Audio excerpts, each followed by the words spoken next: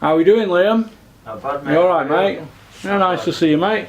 Thought you'd come up to office for a little chat, now that you're Commonwealth Middleweight Champion. You got some time for your old friends? I say I'm the champ now, so I've got to do an interview for my old pal. How you been keeping then, alright? It's good, yeah, just ticking away in the gym, doing bits and bats, keeping my weight down. Yeah. It's been a long journey for you, Liam, to get to this stage of your career, hasn't it? It has, yeah, but I'm only just 27, so there's still plenty more to come. I'm still a young pup in the game. You've had some hard fights, and you only just turned 27. Do you feel like you're ready now to spread your wings with a bit of man strength? Yeah, that's it. That last fight was just a demon fight, getting rid away all the demons and putting everything to rest. And now I'm looking to build on it and go all the way now. Yeah, because you had an hard fight in Australia, didn't you?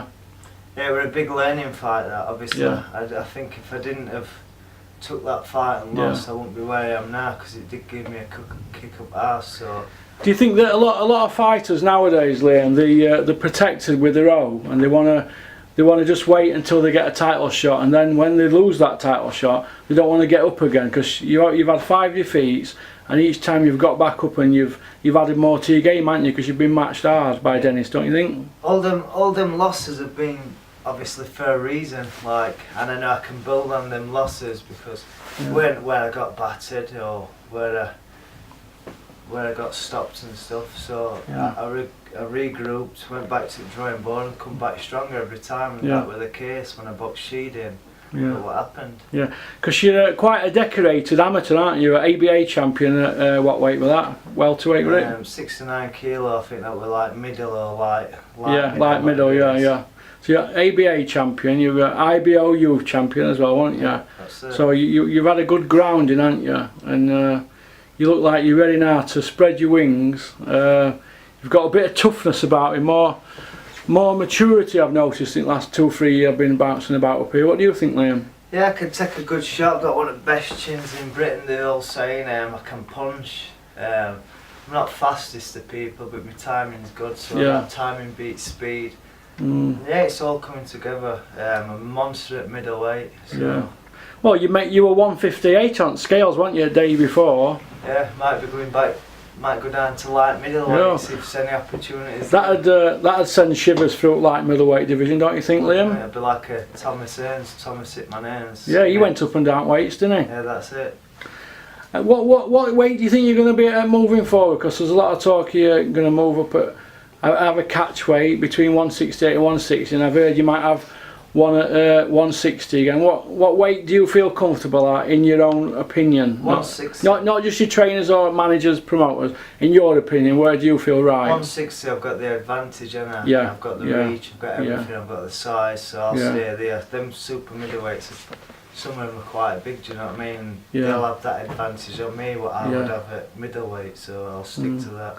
How do you feel about going back to Chris, who you started with from the beginning, Chris Smedley, and winning a Commonwealth title back with Chris? Do you regret leaving and having the time apart? Yeah, it was a bad choice by me.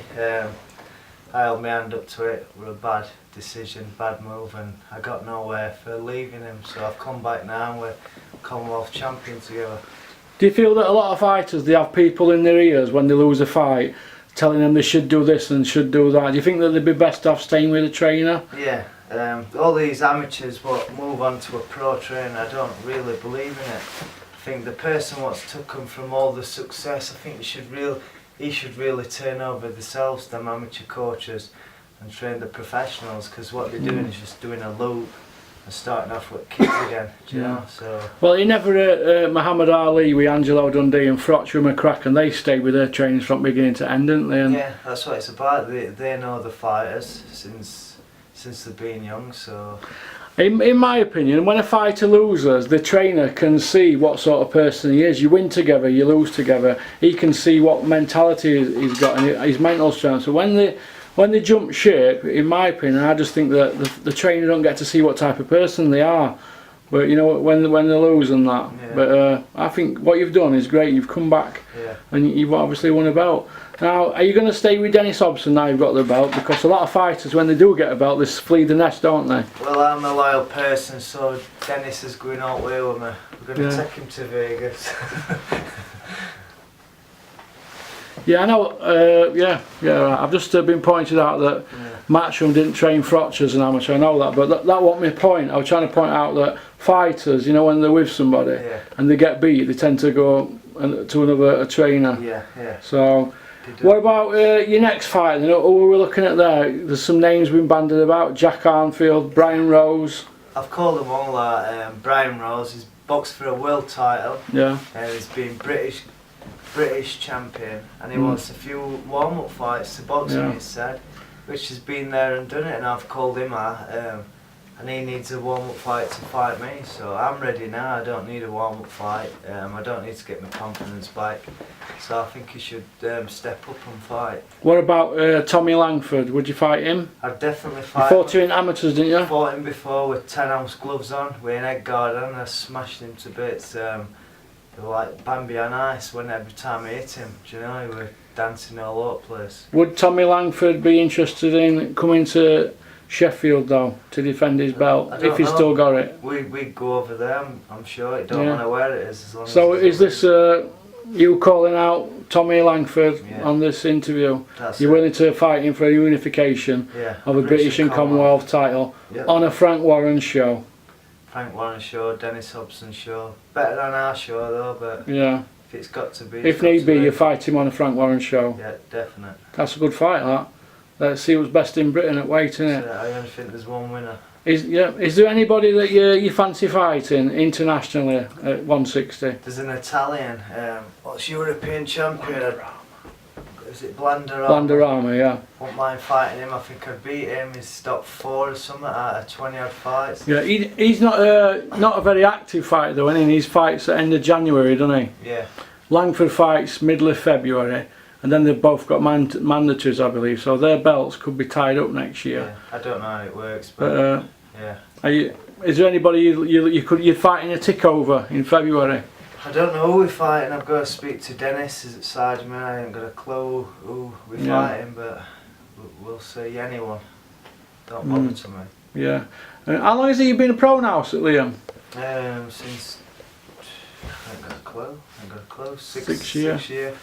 And you've obviously had some hard sparring in that time. Who's the best guy you've sparred? I've sparred Clinton, Jamie Cox. Clinton Woods? Yeah, I've sparred them all. Anthony Kroll, I've sparred everyone. Don't know who's Callum Smith. I ain't got a clue. Who's Hardy still. Has anybody ever dropped you? No one's ever dropped me yet. And you've never been dropped in sparring, never been dropped in pros. Never been down. What about amateurs? Nope, never. So basically, Carl Frotch aside, because he's been down twice as a pro, you've got the best chin in British boxing at the moment. Then, if you've never been down, as well, so this is a message you're more or less sending out here then to everybody out there in the 160-pound division. You are not hiding glass like the rest. Nope, that chin's solid. Yeah. Maybe that's why Brian Rose and all these other guys, Jack Arnfield, Tommy Langford, maybe that's why they don't want to dance with you. That's it. What do you reckon? They've probably got glass chins themselves, so they don't really get tested by the new Liam Cameron. Yeah. So now that you've got your maturity in that, Liam, and obviously some big fights could be on the horizon, who out of that bunch that's the people that say that are a level above you because of what they've achieved, would you like to fight?